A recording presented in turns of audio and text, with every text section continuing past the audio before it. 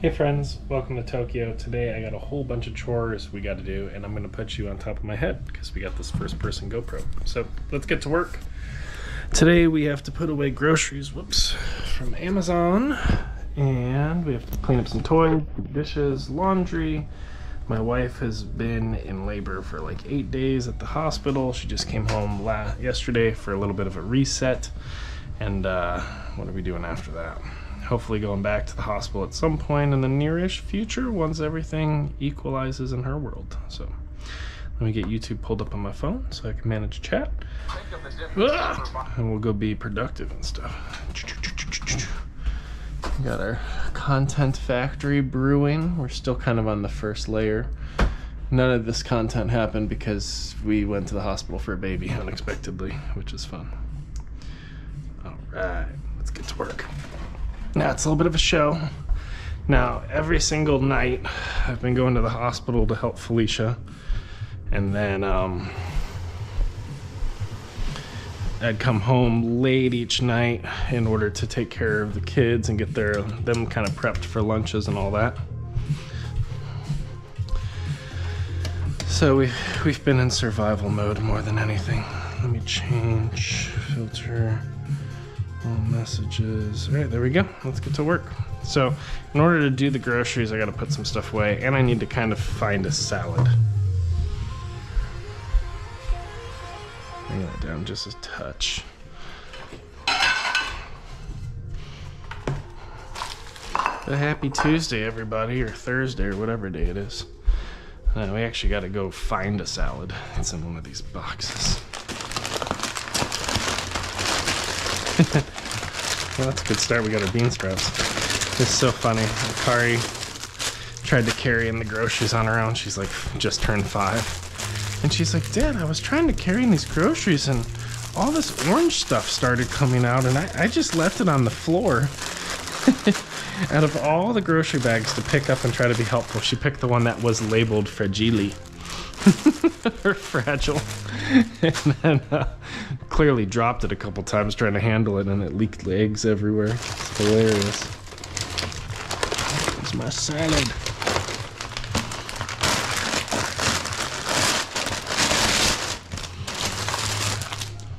Nice. But hope y'all are doing well. Yeah, so my wife's been in and out of the hospital, waiting to have this wonderful little baby. He's going to be spectacular. So it's kind of a reset weekend for us to get everything squared away before we go back into delivery mode. She had 4 inductions, which is wild. This is the last part of my breakfast I was missing. Probably a little heavy-handed on that. Let me get a fork.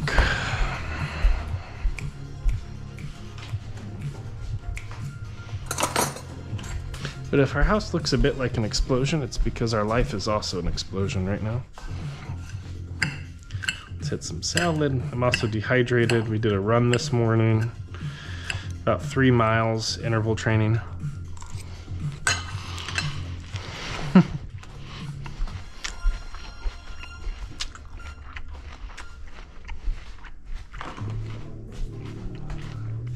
They pretty much sucked the whole time.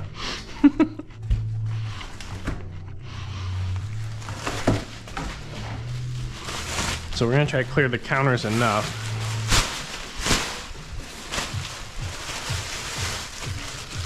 So we can actually get to it.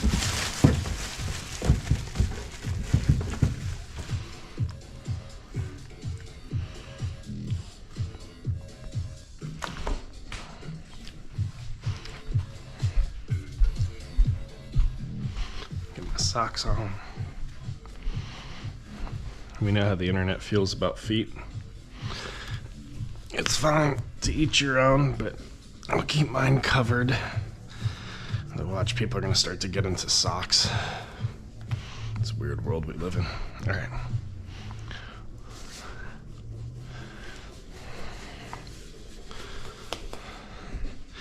Now, the cool thing, the father-in-law's been in town, so he's been helping us float the kids. We've had friends do pickups from school while I've been in the hospital.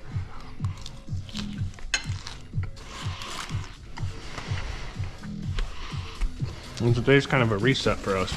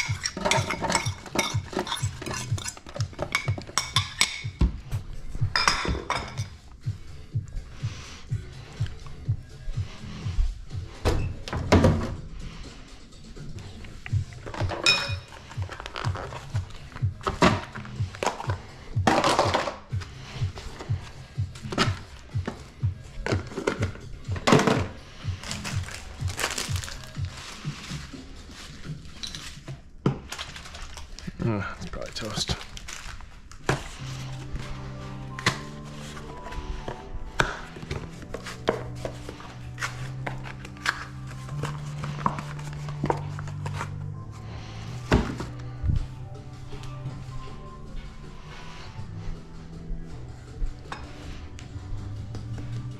This is the egg dish. Nasty.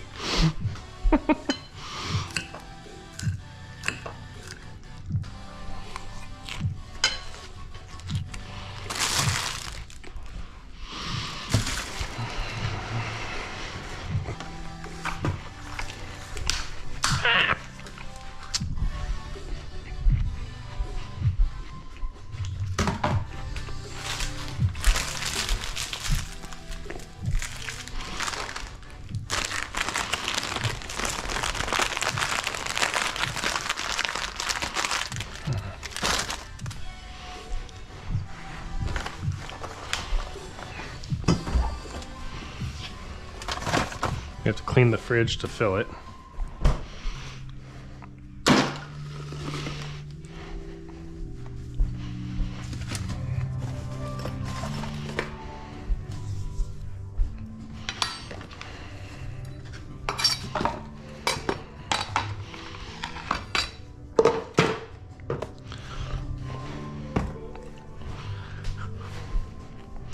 We don't have to have the whole counter clean, but I'd like to at least liberate half of it.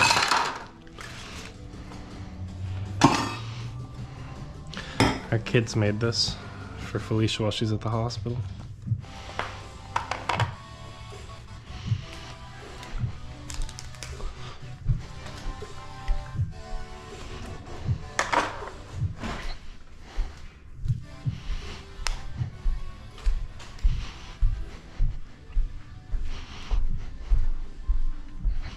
I want to see a Japanese bathroom. Ta-da, it's still a bathroom. Just has a fancy toilet.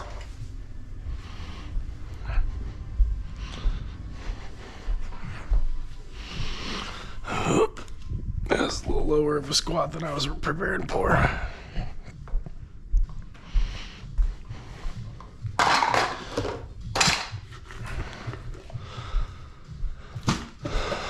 Now, I hate doing dishes, so when I clean, I pretty much do everything except dishes.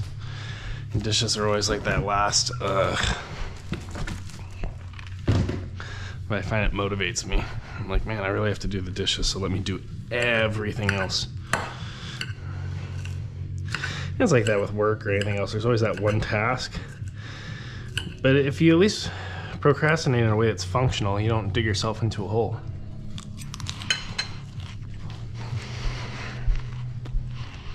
And then eventually the panic monster shows up and you get your crap done.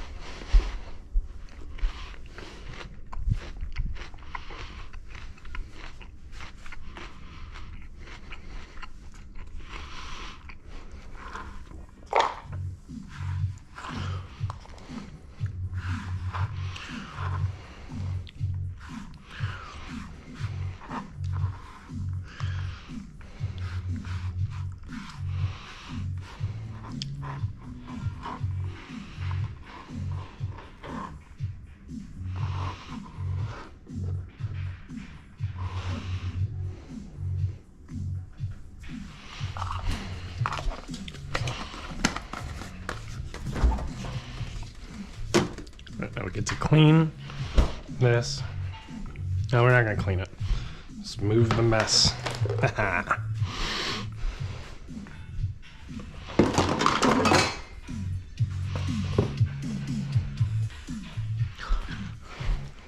I'll clean this side of the counter. Then we'll go to the fridge. There's definitely some old food and stuff that needs to be tossed because of all the time I spent at a hospital. And then we'll pack it out fresh.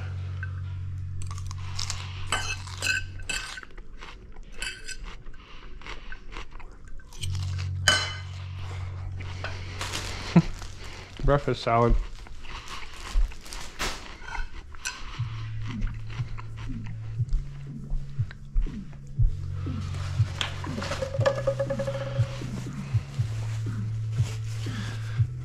Man, we really got to get out to Costco.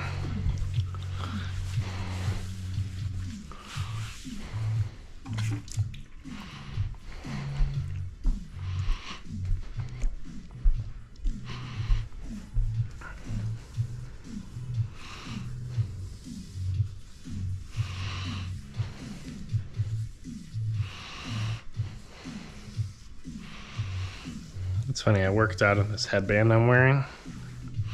It pretty much dried, but I can smell this morning's workout's sweat that came out of my head into a GoPro headband. Super gross.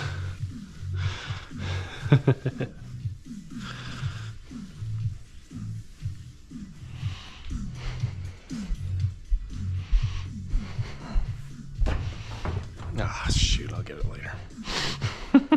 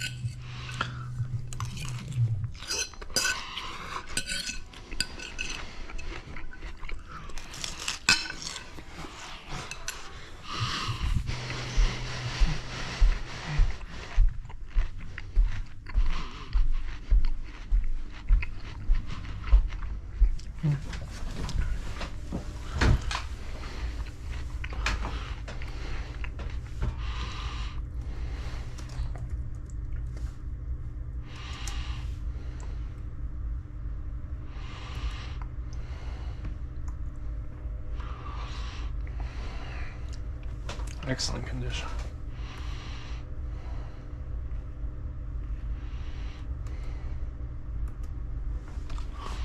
All right, let's keep it up.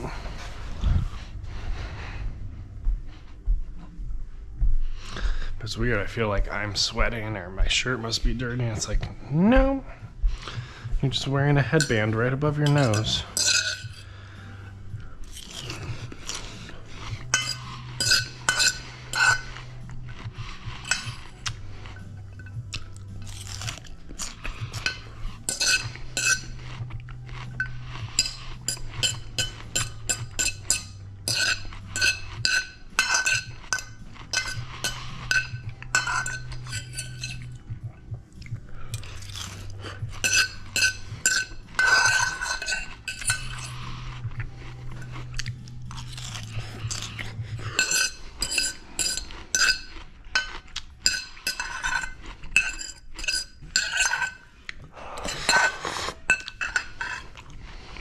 Noise.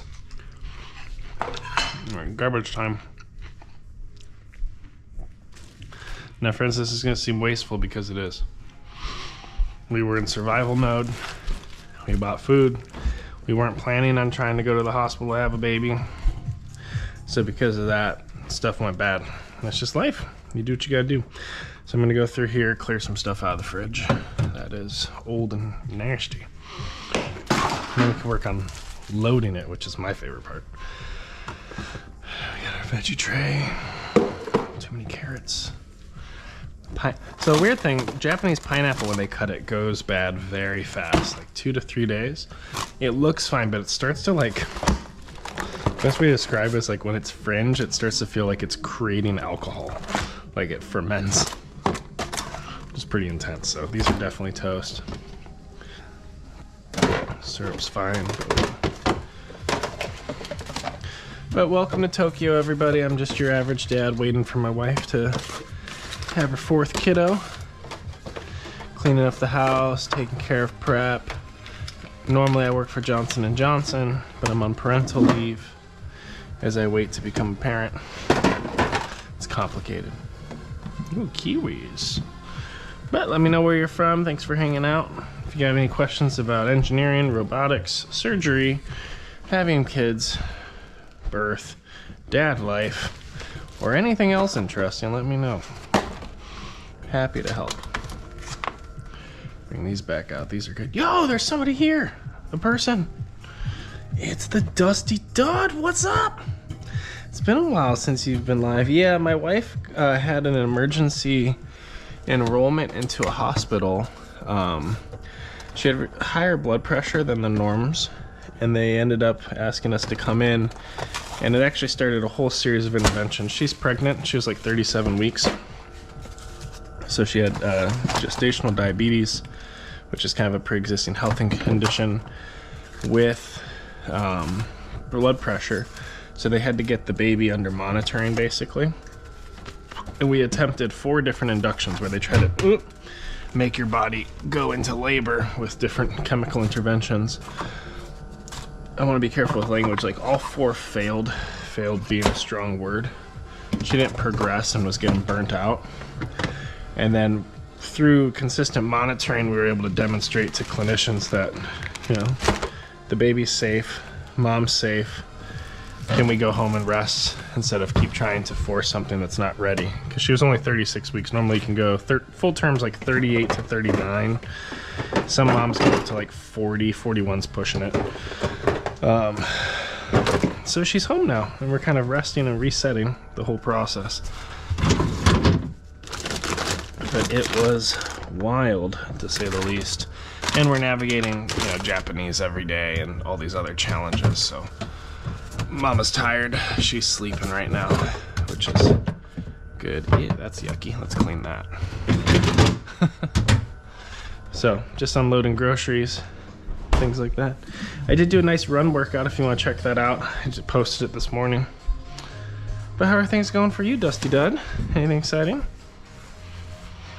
Figure out what you want to be when you grow up? But happy you're here, bud.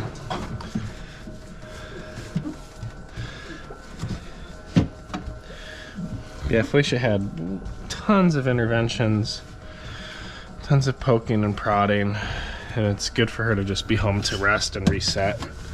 She seems like she's in a better place, and she's only been home for, I don't know, 18 hours. And sometimes the body's just not ready to go, especially when you're pushing it.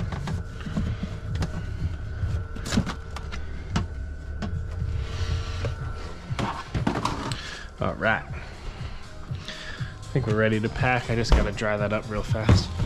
But hello, friends. Welcome to the Unpack stream. Just have all our Amazon groceries, a whole bunch of crap on the floor and dishes. So, house husband, Tokyo house husband, getting things cleaned up. Soji oshimasu, to clean. Grocery. How do you say grocery in Japanese? Tabemono, the food. Tabemono. Oh, put away. Oh, you look like mold. I'm gonna leave you though. You can stay in there because I don't have to deal with cleaning that right now. Ooh, something spilled. Something nasty. Wow, I bet that was stressful. Friend, you have no idea. It was like, they also had like visitation rules. So I could only, if she was actively doing an induction, I could be there right at the morning when they start. But but they would stop the induction at 6 p.m. every day, because in Japan they only deliver babies like during normal working hours, which is way different than the US. In the US they normally kickstart the process, and they're gonna go until you have a kid, or it'll escalate to C-section, and their pacing was a little different. We're still not certain if it was different just because of Felicia's conditions with blood pressure and them trying to pace things out slowly, or if that's just how they run it for actual pregnant women. But multiple starts and stops. That was probably the most exhausting part of the whole journey, is like just feeling like, are we getting anywhere? Are we not? Should we remain hopeful? Should we remain exhausted and defeated? What's our next intervention? Felicia did a great job advocating for herself. I advocated for her as well. Then it kind of got to the point where she's like, hey, like, you know, if we're going to try this 5th induction, if it doesn't work, it's time for a C-section, or I'm going home. And right before we started the 5th induction, the clinicians started talking, and they said, like, hey, why don't you just go home? We're like, yes. Why don't we just do that? So it'll be time when it's time. But it's baby Akio's stubborn. He had the opportunity to be born on my dad's birthday, blew right past that. Opportunity to be born on Felicia's dad's birthday, also blew past that. Opportunity to be born on Valentine's Day, blew past that. So we'll see how long he plans on holding out. He's got a little fort that he built in Felicia's belly. Now, if he waits long enough, he can match my birthday. But I don't think Felicia wants that. So we'll see. Little by little, the kid will arrive. But hope all is well in your world. Hopefully none of you are navigating a challenging birthing experience in an international context. It's just, you know, your average Thursday or whatever. Move. Gotta close the door. Alexa, set a 50-minute GoPro timer.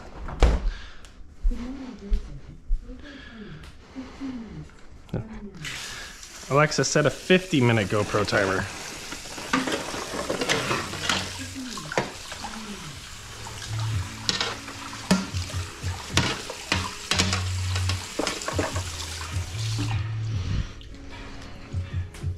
Shoot. Yes, life is quite crazy. That's all right. Keeps it interesting.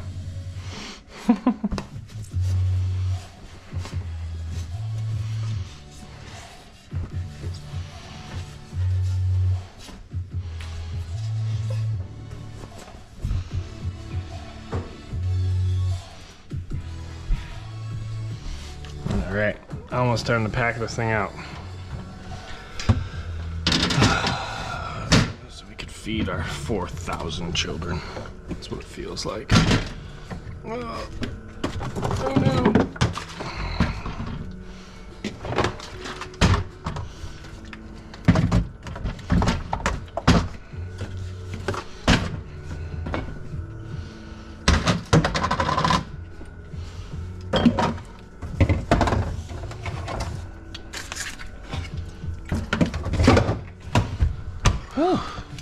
It's a long squat. Oh man, Dusty Dud's chatting today. What time is it in Japan? It's about 10:08 a.m. What time is it where you're at? You give me the time and I can try to guess your city and state. Unless that freaks you out too much.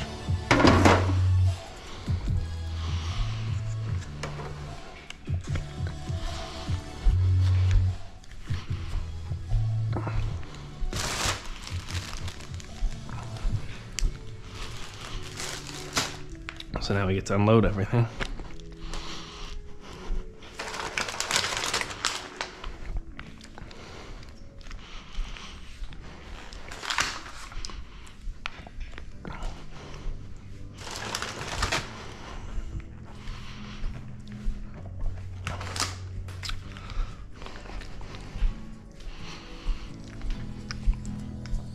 7:08 p.m.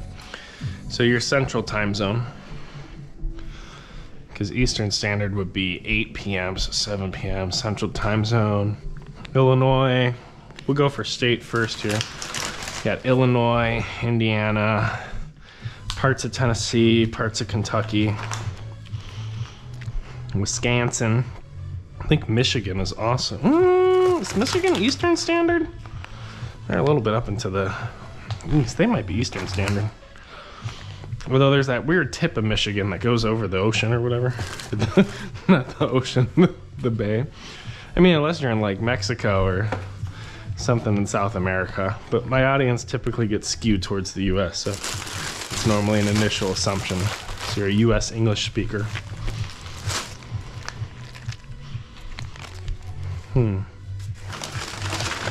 Let me know if I at least hit one of the state already, unless you want to give me some specific hints. You got Indiana.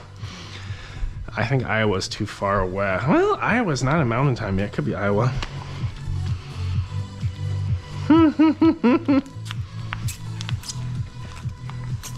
Yeah, you can keep it at Midwest. Midwest is good.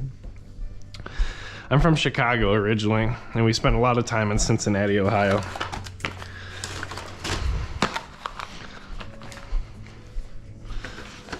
I accidentally bought way too much yogurt. It's okay, yogurt doesn't go bad.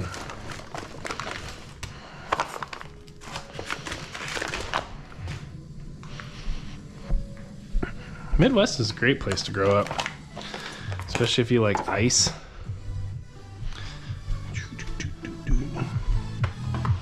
Iowa Central Time, really? Okay, that makes sense. Because Mountain Time is going to be more like Colorado. I think Arizona. I think your Dakotas are in Mountain Time. My geography in my head gets sloppy once you start to get outside of like Missouri. Basically, once you get outside the Midwest. I'm pretty good in the Southeast though, because we spent a lot of time out in Florida and Georgia, Atlanta. A lot of time in Tennessee. My family ended up settling out there in various parts. Don't know why.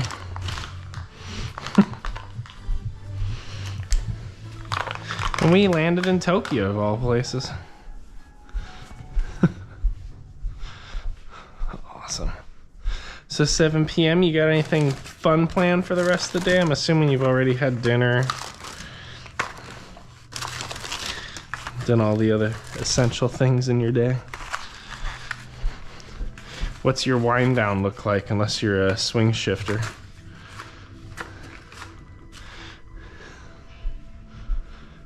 Dusty Dud. I love that name.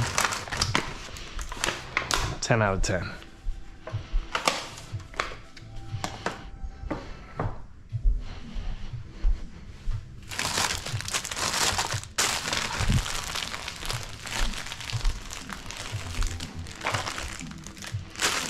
So yeah, I'm like Felicia's my wife, in case you haven't figured out. I'm like Felicia's stay-at-home nurse now. So I'm on parental leave. I'm doing all of her blood glucose monitoring, blood pressure monitoring, telling her when she should or shouldn't take any blood pressure medicine, tracking everything for the clinicians, because we have another like appointment, just another check-in on Monday. Trying to encourage her to rest as much, helping her get some active movement, all her meal prep, and trying to make it portioned properly for diabetes. Super house husband.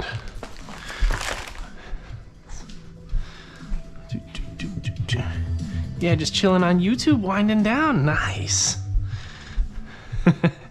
That's a great wind down, especially because you found long form content. Do you normally just watch lives? I like shorts. I make a lot of short form content, but I can swipe on shorts for like an hour or longer, and I never feel rested. And sometimes the content's great. Sometimes the algorithm just shows me things to keep me hooked and engaged. I find that TikTok's feed is a little bit more interesting to me than YouTube's. YouTube's skewed towards fitness. I think because a lot of the content I make is fitness content. So it's always interesting.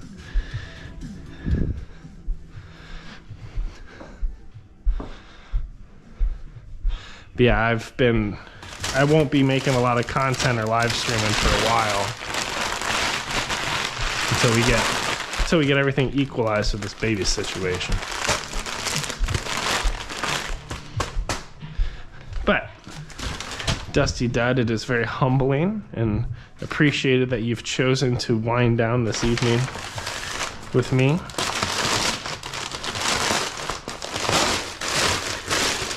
As I just do some simple groceries.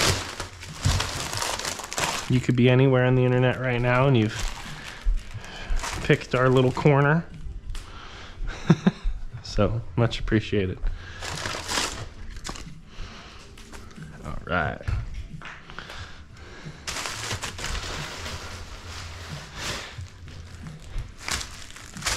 Let's see what's next.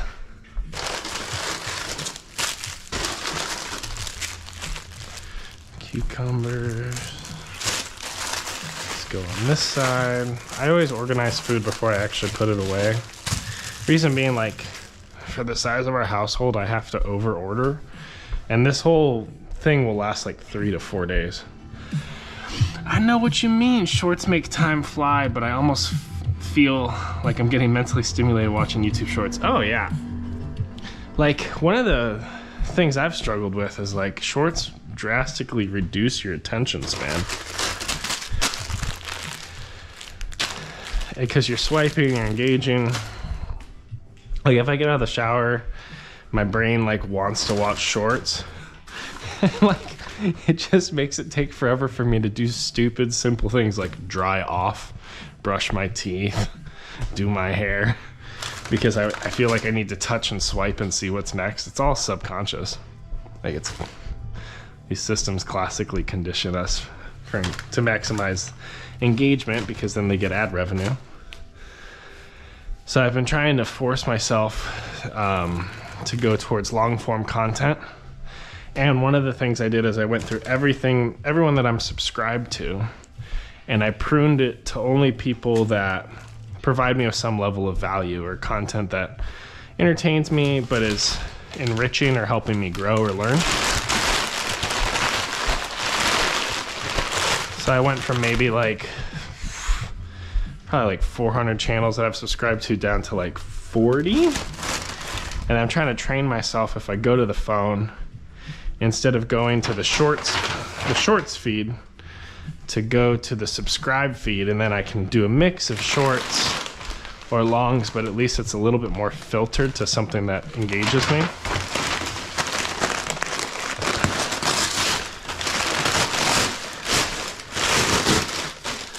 So trying to just train different behavior.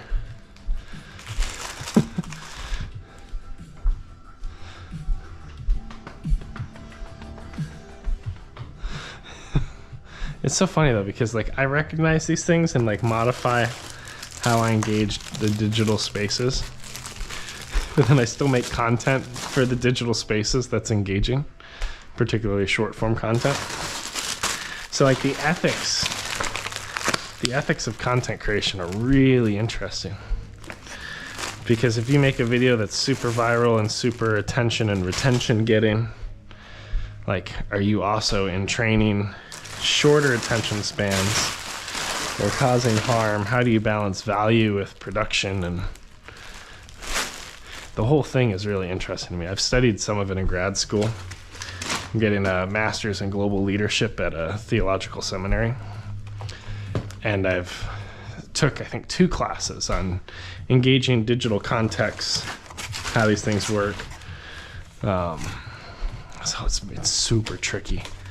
Super tricky to figure out how to be a creator, live streamer, influencer in these spaces in an ethical way that provides value.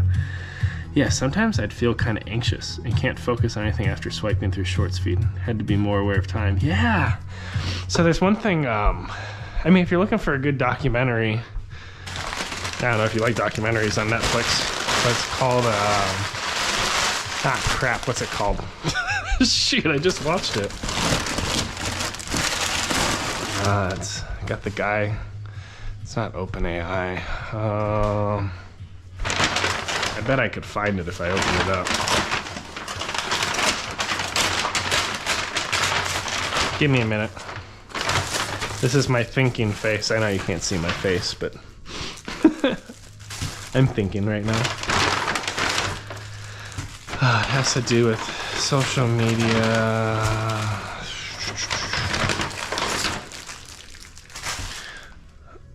Alexa, tell me the name of a popular documentary on Netflix about social media. I don't know that. You didn't even try. Alexa, Google social media documentaries on Netflix. Here you go.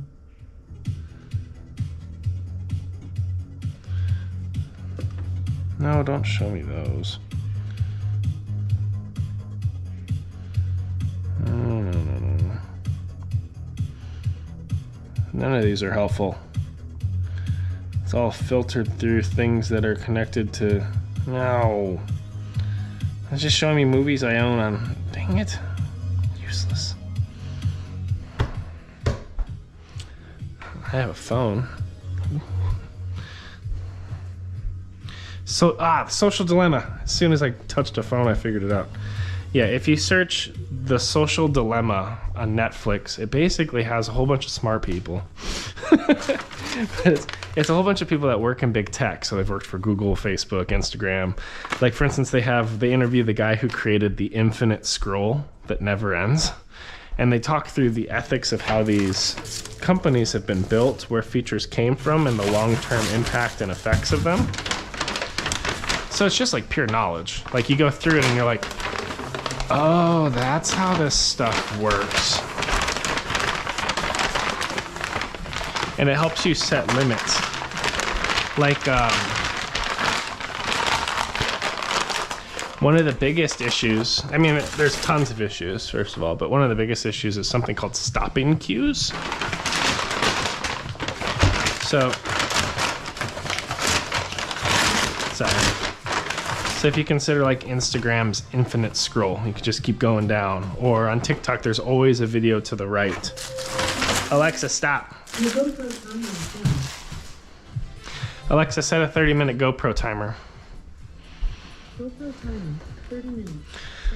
But if you have, you could always swipe to the right. There's nothing in that system that signals to your brain completion has been achieved. There's no stopping cue. So in traditional, media or movies, for instance, like the episode ends, the movie has an opening, a rising action, a climax, and a conclusion. There's an arc, and then that's your stopping cue, right? But when Netflix starts to autoplay and just keep bringing more content to you, there's no cue. So when there's no stopping cue, your brain doesn't know when to, from a dopamine perspective, when it ends and to move on to something else. It keeps holding on to the next hit and the next hit and the next swipe. So it's actually very difficult to break through some of those systems with your own willpower. You have to entrain different rhythms and routines and guidelines. Because if you just consume, you'll never get control. And unfortunately, these algorithms, which have been developed by smart people, are smarter than you. There's a lot of psychological conditioning to keep you. I don't think it's not malignant. What's the right word? I don't think there's a malice intent to it. For some situations, sure. Shock content creators and things like that. Sure, there are people, bad players in these spaces. That completely exists. A lot of these features, and you'll see it in The Social Dilemma, were made by smart people with good intentions, but the way they were incentivized to develop solutions isn't favorably positioned for you and your mental health. Like, one of the founders of Netflix, was asked there, he was interviewed who's your biggest competitor or whatever, you know, from all the other streaming services or whatever. And he's like, our biggest competitor is sleep. Like, isn't that wild?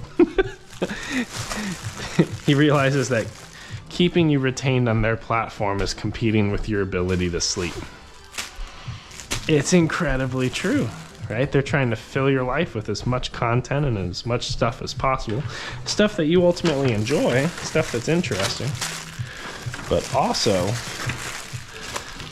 it's not incentivized to say, hey, you've been on Netflix for an hour, you want to take a break? Some stopping cues they've started to implement, like, do you want to continue watching? Like, which irritates me because, like, yes, I want my kids to continue watching. I need them to finish Paw Patrol so I can cook. But we get actually, like, upset when that cue comes on because there's such a strong drive for us to keep consuming. Sleep, oh, that's crazy. Yeah. It's wild. Because Facebook, Instagram, well, even though they're owned by the same Meta now, but like YouTube, TikTok, they're all competing for your attention. And if you lack like impulse control, which means like if you lack the ability to not act on an impulse, to not swipe, to say, I'm done, I'm satisfied, it's enough, then each of these platforms will suck so much of your life that you lose presence with your friends, your family, your children, doing the things you enjoy, going outside on a walk, being successful in your job, sleep. Like, actually getting adequate sleep requires impulse control because you have to be diligent throughout the day to accomplish what you need to accomplish and not be so lost in distraction. Yeah, but like if this YouTube Live is helping you wind down, that's providing value to you, right? Whether you're sitting on your bed or couch just watching me chat while I do groceries, if it's a therapeutic session for you, there's nothing wrong with that. You know, but if it's a different time of day and you got crap to do, you should turn me off. Or keep me on as a background podcast while you do your own cleaning and stuff, right? It's like a shared productivity stream. But all these platforms have to compete for your attention because your attention correlates to ad revenue, and that's how they make money. So each platform has to be better at hooking you into an endless scroll or an endless swipe in order to be financially viable. Yeah, sometimes I feel like my mind is racing, going 100 miles per hour. Oh, yeah. Totally. That's why I run, actually. Like, I do long distance running because it forces me to get out of this space and out of the noise from everything. I don't listen to music while I run. I don't watch anything while I run. I just try to be present for myself and to think and process through everything going on with family and work and kids and all the challenges. That's the main goal of it. And it gives me a space to process. And then eventually I found that if I verbally process with a GoPro on my head, that's also very helpful for me to stay committed to that journey. So then I started like building a half marathon program called DadBod so that others could kind of find similar peace. Like every Wednesday we do a recovery run, and the goal is not to go far distance or train at a high intensity. It's short distance. I take everyone to a small stream and like give them 5 minutes of silence, like just river sounds and quiet with their thoughts.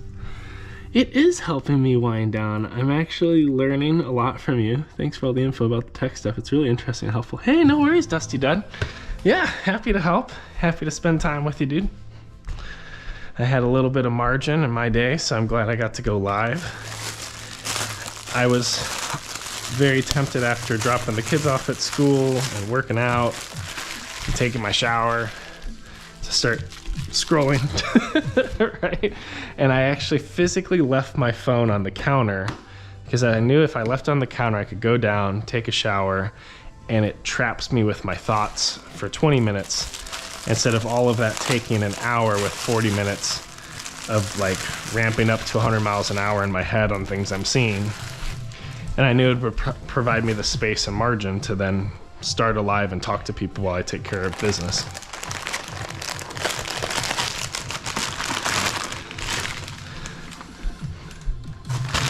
Yeah, actually I find during lives it helps me focus pretty well on stuff I gotta do that's like mundane, if that makes sense. So I don't want to put groceries away, I don't want to clean. But if I could chat while I do it and build online friendships with people, it's super valuable for me. So it's mutual, dude. By the way, Dusty Dud, where does the name come from? I might have asked you already, but I apologize if I forgot.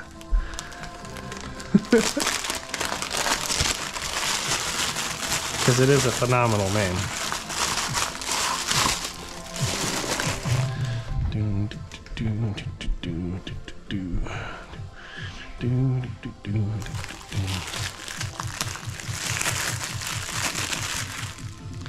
Like for instance, when we talk about like competing for sleep, right, or time, playing 30 minutes to an hour of music, because I could play drums, bass, guitar, way more cathartic and resetting and replenishing for me than 30 minutes of swiping.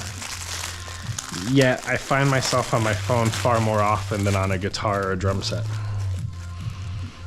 Yeah, that's kind of nasty. So it's one of those things where like if you want to live a life that you truly enjoy, you have to recognize what's blocking you from it. And there's not always a very simple, visible answer.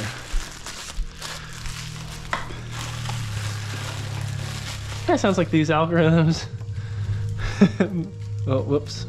I just got to add. Kind of sounds like these algorithms mess with the reward pleasure side of the brain. Absolutely. They don't they don't mess with it. They capitalize on it, which is, oh dang, I dropped the pepper.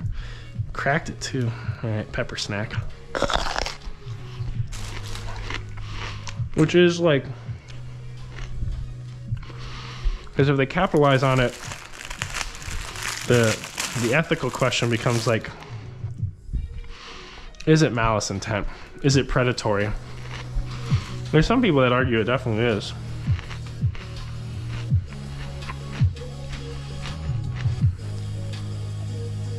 But it depends. It's how people view it, how people consider these things. Because they're definitely trying to tap into the reward centers.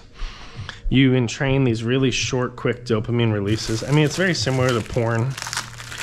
They all work in similar loops of entrainment, and it prevents you from actually navigating like reality and putting in time and work. Like a large portion of like my half marathon program is to actually talk through how we delay gratification and train towards a longer goal. Like a half marathon requires diligence and discipline. For my program's like 116 days. It starts with just walking, like starting at zero. That's super tough.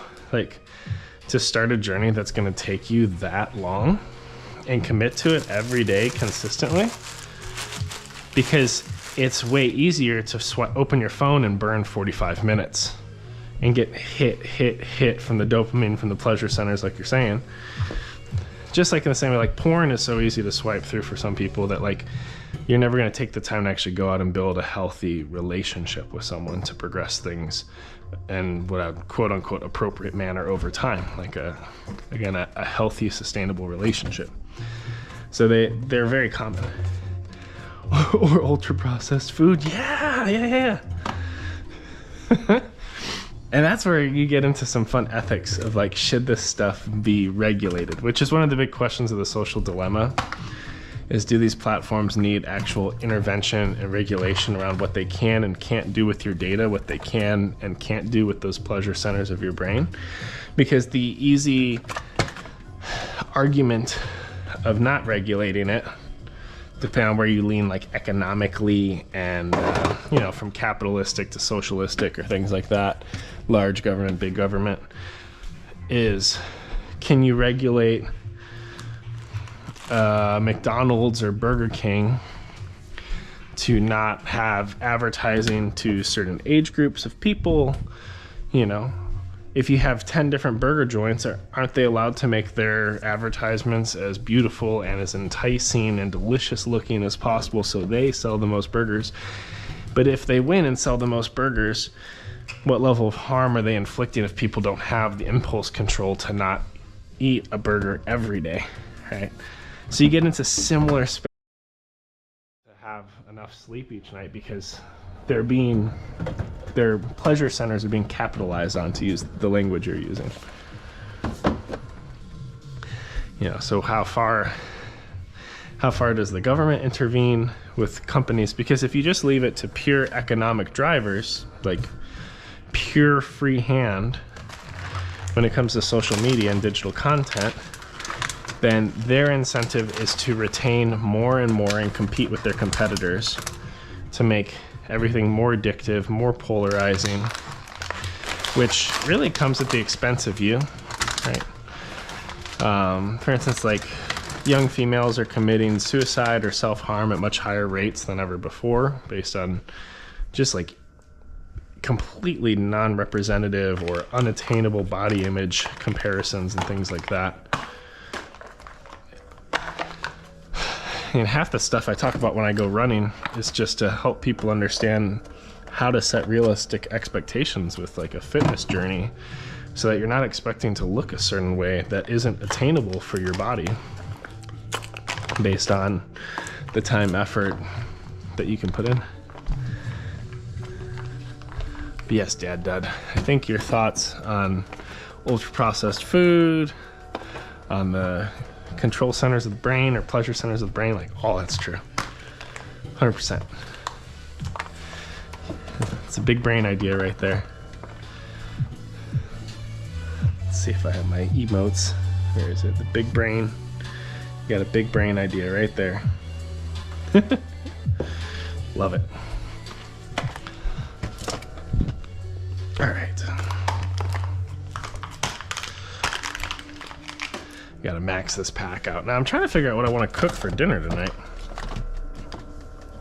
That's my other dilemma to navigate. Let me close this for a minute just to get it cold. Then I got all the groceries unpacked.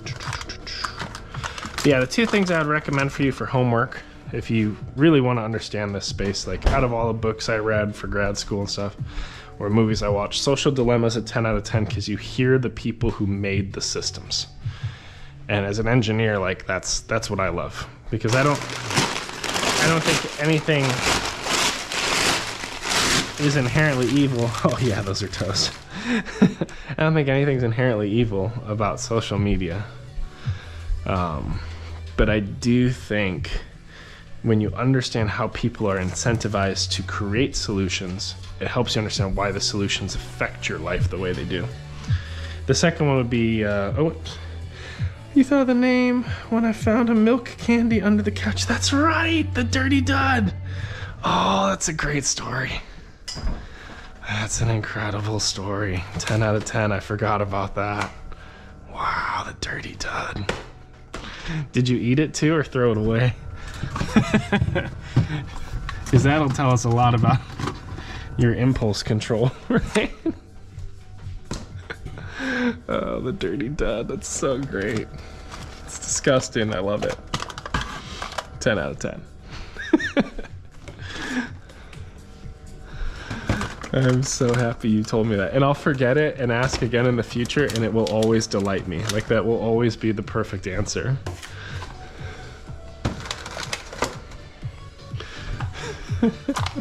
Dirty Dud. Yes.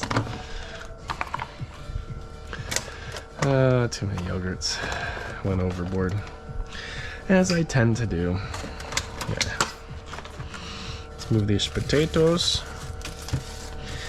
So I still gotta figure out what I'm gonna make tonight for Felicia. I gotta get the protein and the vegetables balanced out well is the tricky part for me. So I'm learning how to cook again. The dog ate it. Nice.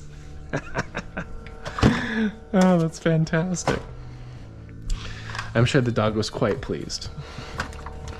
But they ate hair and all kinds of stuff, so it's a good day for a dog.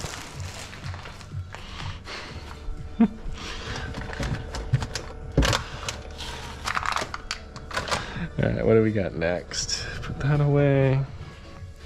Okay, I can close this for now. I'll get the pineapple put away. So if I don't get to this pineapple, it's gonna get grody.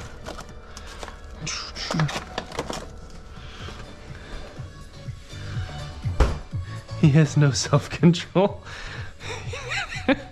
Well, you know, you wouldn't expect dogs to have too much, so I guess that makes sense. Yeah, once they start, you know, that's a great tech idea, actually. If we wanted to look at doing a startup together, why isn't there social media for dogs, right? If we can entrain humans and capitalize on their dopamine releases and all that, why aren't we doing that for dogs? Now you might say, well, dogs aren't an empowered buyer, right? What's a dog's social credit score worth? But dogs are typically taken care of by owners that care about them. So if you build the system to get all the dogs' attention and the owner's money, that's a win right there.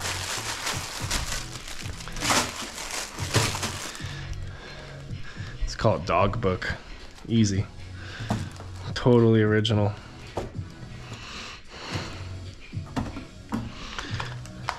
And then you can create that sense of FOMO, fear of missing out, like to all the owners whose dogs aren't posting regularly on the platform on what they ate, what they did, how cute, right? Now you could say there's traditional social media for that, but this one's specialized for pets. Lots of potential. You'll have people burning more of their time and missing more of their sleep trying to get their pet's profile perfect, high ranking. It's great. We could destroy the world. This is like cursed knowledge. All right.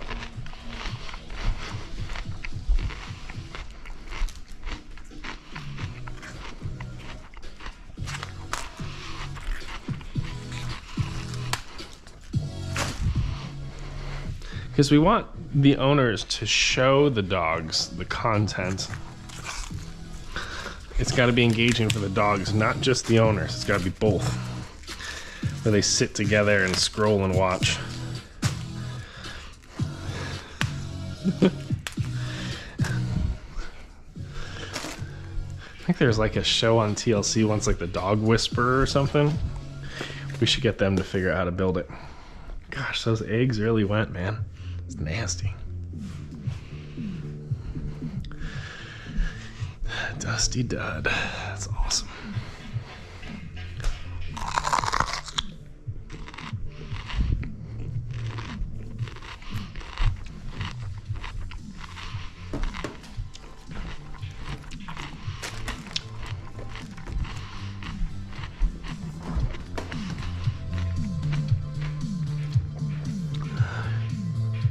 This is where it all began, how we took over. Well, I mean, if you think about even like early success of YouTube and stuff, like it's cat videos. It's all that crap. People love their pets. But what if we had social media for dogs? I like this idea way more than I should. All right. So there's a couple carrots that are looking a little old here, so I'm gonna do some surgery on them. Let's try to keep them fresh. Wrap them in plastic wrap. Actually, I'll just chop them and then I'll know. By the way, did you know that if you take one plant, like off a tree, and you cut it like that, and you cut kind of in and make like a little we call it like a chunk, you can then take another one that you cut and push it in and like sew it together. And you can grow like a shoot of one plant off another plant, like parasitically. It's the coolest thing ever. Just cut those pieces off.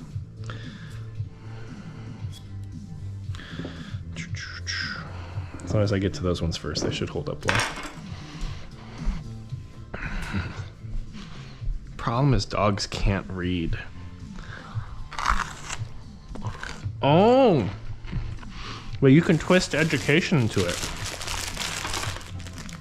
What if it actually increases your pet's ability?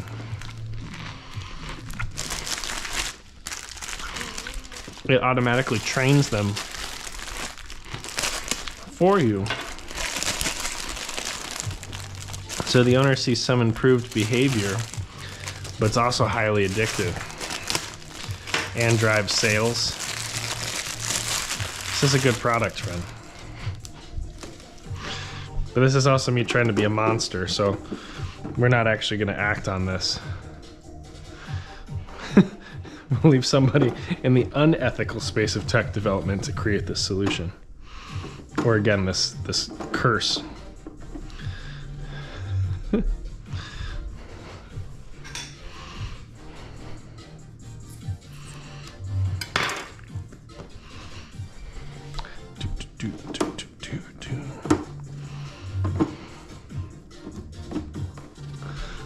Nice. That's a hard-earned lull right there. I'll take it. All right, let's see what we got. We could do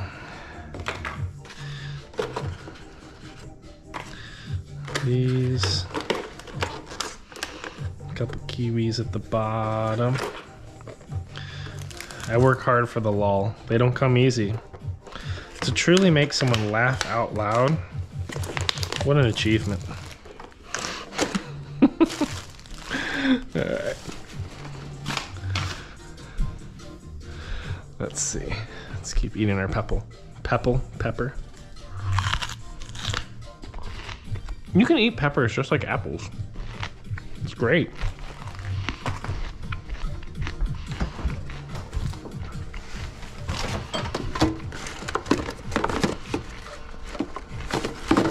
Yeah. They say like an apple a day keeps the doctor away or whatever. Sure. But actually, a bell pepper, I have to be careful with my language, is healthier than an apple in many metrics, not all, and variety of fruits and vegetables is good. So I wouldn't say like, hey, everybody get off of apples and on to bell peppers. Like, too much of a good thing's a bad thing. But if you would think to pick up an apple and eat it because you're trying to be healthy, and you could pick up a bell pepper and take a chomp out of it, you actually do a bit more for yourself with that. And they're both sweet. You know, bell pepper's got a little bit more tang, but it's nothing abrasive. When the flavor is good enough, you don't need sauce or hummus or anything to like load it from a calorie perspective. Just eat it like an apple. You don't put seasoning on an apple when you eat it.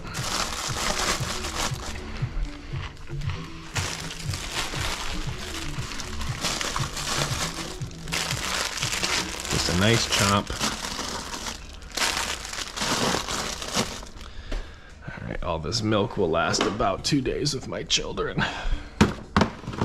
I put all the veggies and like snackable stuff on top, so I'm more incentivized to eat it. Cooking vegetables I put on the bottom. I find if I put this kind of stuff in the crispers, I never eat it, and then I just eat trash.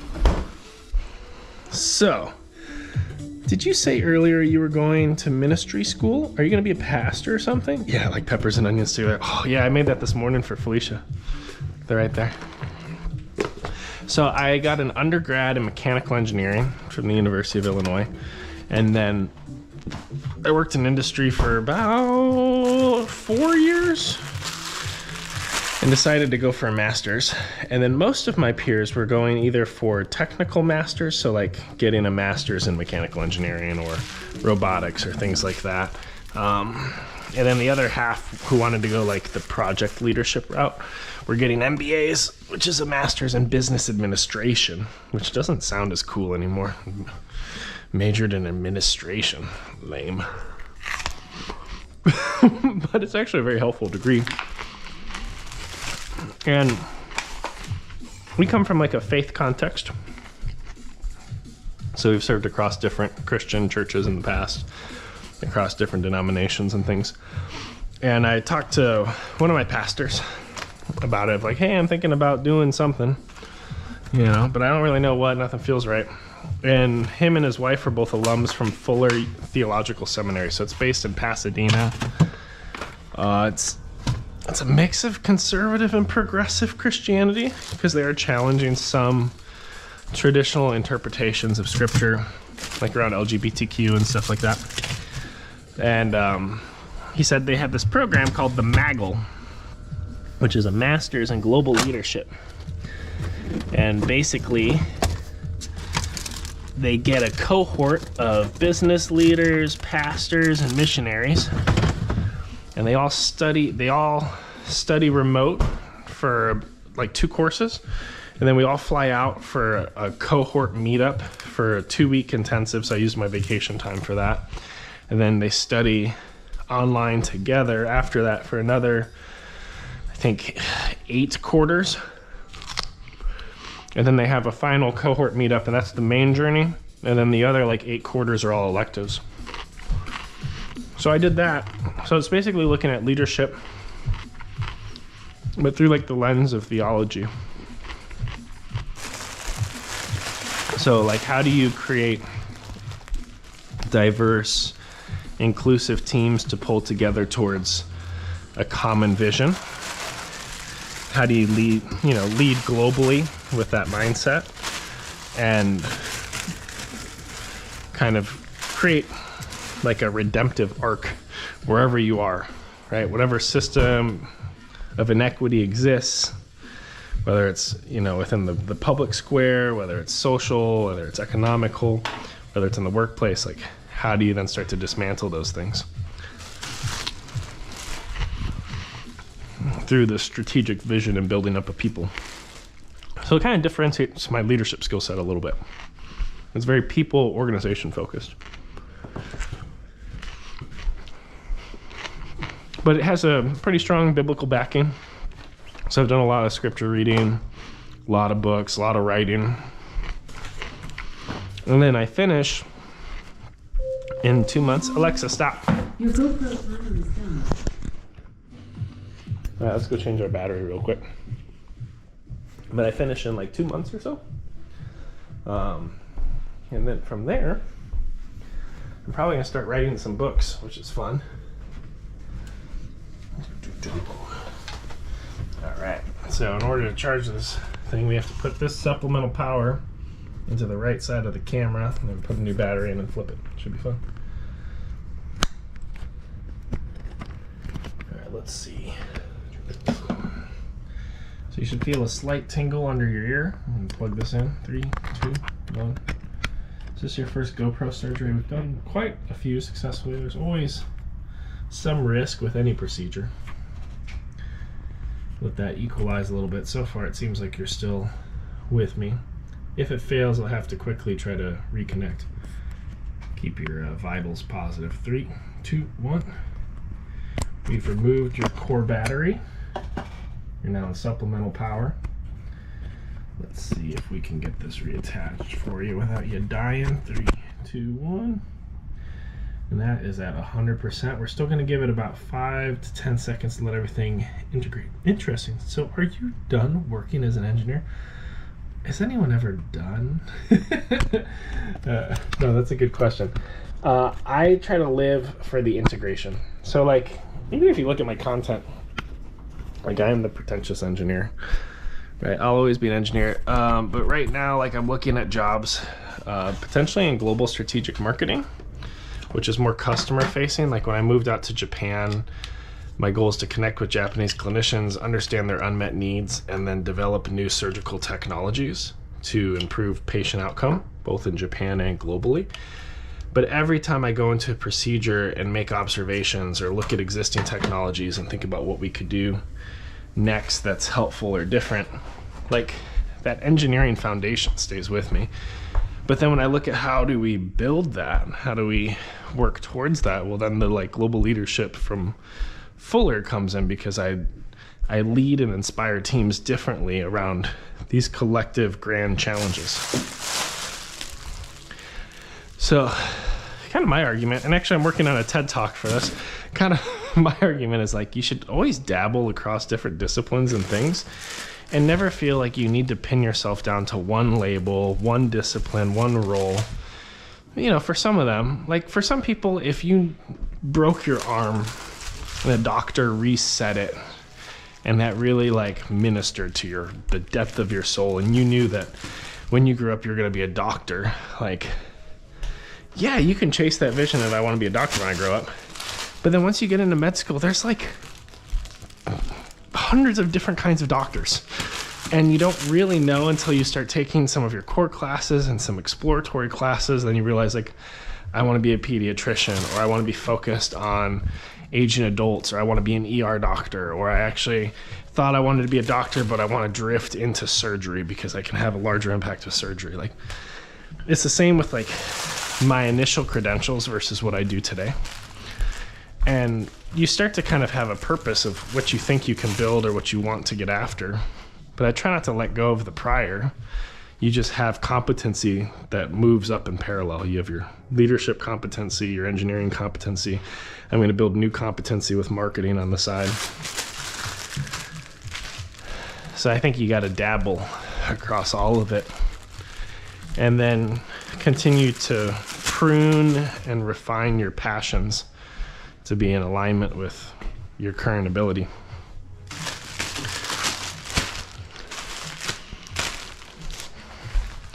But phenomenal questions, Dusty Dud.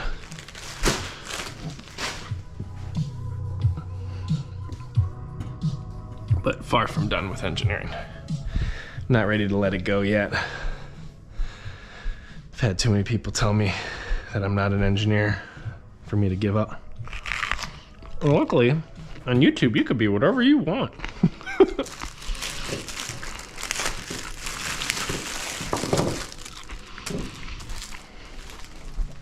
And that's where the pretentious engineering content comes from. For all my short form stuff, even though it's highly satirical and sarcastic, and a lot of people don't get it immediately because I'm very deadpan. Alexa, stop. Your road to timer is done. Thank you. Alexa, set a 1 hour timer, please. All right.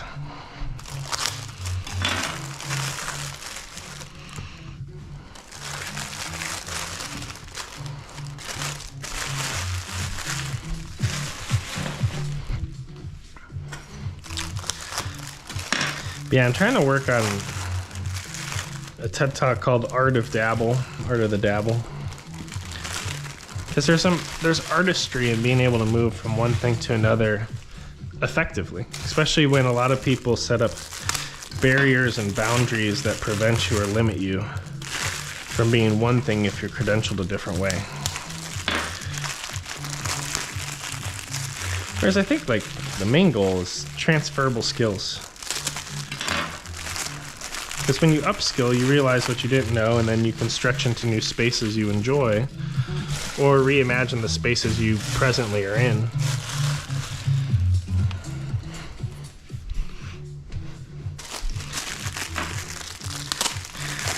Dusty Dud, are you an engineer? Or aspiring?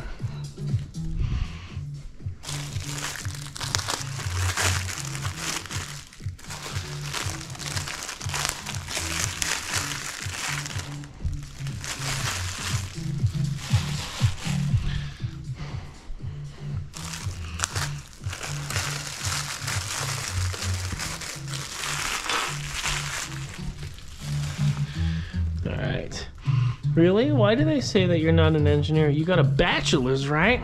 Well, everyone has a different definition of what an engineer is or isn't. And the way that different businesses incentivize people can impact perceptions. So let me give you an example. Like within Johnson & Johnson, where I worked, before we were considering robotic surgery, because that's where I spent a lot of time, is developing new robotic surgical solutions. We were very good at the handheld surgical instrument market. So like, if this is your grandma, right? And you know, they got an arms. Do I want to draw on this? Let's grab a piece. Here, I have a tablet. Tablet's better. It won't look perfect, but we'll make it work. So this is your grandma. I don't know why she is kind of built like an airplane, but we're gonna run with it. All right, so here's your grandma. In the past, if she had an appendix that was going bad, they would have to cut all the way across her abdomen, go in, remove the appendix, and you'd have a really long recovery time, like multiple days. Some patients would bleed out if they had pre-existing health conditions, or like gallbladder is probably a better example than appendix, sorry. But now, with the invention of what's called laparoscopic surgery, if they have this little appendix, they can just do 3 small incisions or 4 small incisions, and they come in with these small cylindrical tools through these holes. They can manipulate the tissue inside the body. They can cut and seal and staple without bleeding, remove the gallbladder or appendix safely, and sometimes you can leave same day or within a day or 2, depending on the severity of the case. So J&J, a company called Ethicon, was really good at making those devices, and they're very strong at understanding like the tissue, so the biological space, so biomedical engineering. They're very strong at mechanism design because they're trying to deliver force inside a patient through very small gears and mechanisms. Hold it up more. Sorry. There's your holes in your gallbladder. I apologize. Eventually I can overlay this on the screen. I'm just doing a simple live right now. And then they were also very good at like the electrical engineering a little bit and like making sure that you could deliver energy into the body safely. So you started to have this bias within the organization on what a good engineer looks like. A good engineer is really, I'm going to use this word loosely, technical. They could look at a device and figure out how to adjust small mechanisms and gears and how to manufacture them well so that you could actually make these little medical devices. And it was very device-centric and very like hard mechanical engineering skill set centric, and less value was put on the ability to integrate across different technology spaces like software, hardware, electrical, biomedical, which we call systems engineering. Well, I didn't know I had like a very strong skill set in the integrations and connecting across multiple people to figure out what we should do or what we should build. And when we got into robotics, that was like our greatest deficiency as a business, is we didn't have anybody that could develop software to control our robot, but also figure out, well, if software is going to touch this device, what's that interaction look like? What are the boundaries technically between these subsystems? And how do we make sure they're safe and repeatable and reliable and functional for the patient? So I started to live into that space of the business.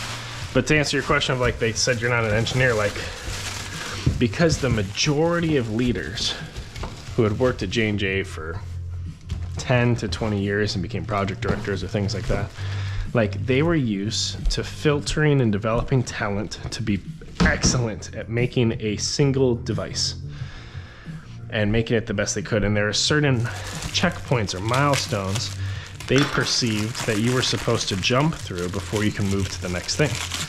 And in many ways, like, I didn't check their boxes. And I didn't gravitate towards the kinds of opportunities that would let me build that skill set, because that wasn't what the business actually needed to get done. They needed someone who could do software, but could also interact between the customer, the controls groups, the design, to sit in the middle to build a bridge technically. And I started to recognize what my strength was and what the organizational need was. But there was all these biases that I wasn't an engineer in different capacities. Even when I moved into systems engineering, as we started to build that group. And it's just like, there will always be someone that can view you in a way that is dissident from how you see yourself, or how you identify, or the value you think you bring. And there's some people where it's worth taking the time to help them re-envision or understand you better. And sometimes you need to take that extra effort and putting it into trusting who you are. Like knowing yourself regardless of the misconceptions. And moving past certain people or around certain blockers to continue to propel yourself forward. Because otherwise you're going to end up living somebody else's life. Wow, we got deep and heavy today. It was a good therapy session.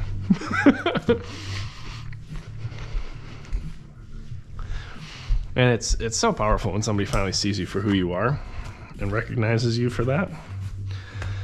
But you could wait for years for that, like I have. Ooh, that's a smash looking cutie. I'm gonna say goodbye. Well, let's open it and see. Oh, still good. Still good.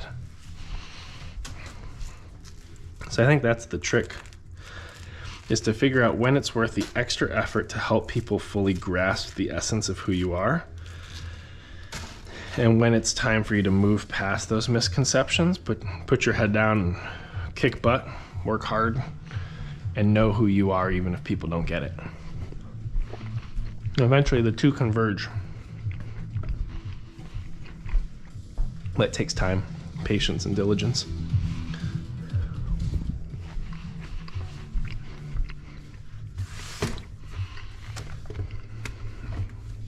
All right. So what I'm doing is putting the old fruit over here, put the new fruit in. I need to stop ordering lemons apparently. And then I'll cycle the fruit, if that makes sense. So when you put the old stuff on top, you're more likely to eat it. Who put all this candy here? It's gotta be a Pawpaw issue. Pawpaw's Felicia's dad. He's in town, which has been a huge help for us.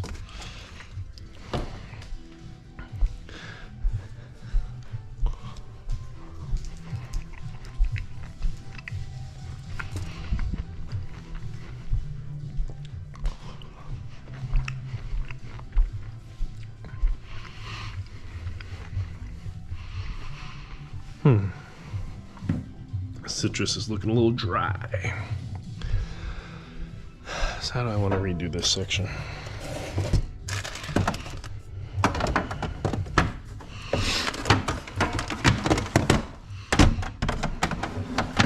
There we go. Scooch.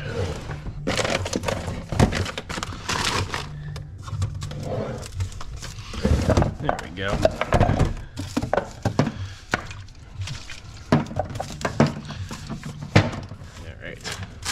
Moist.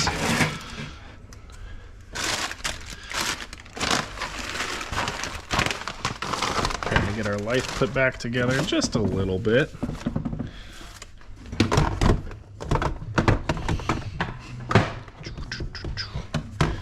All right. Got some nuts. Got some panko.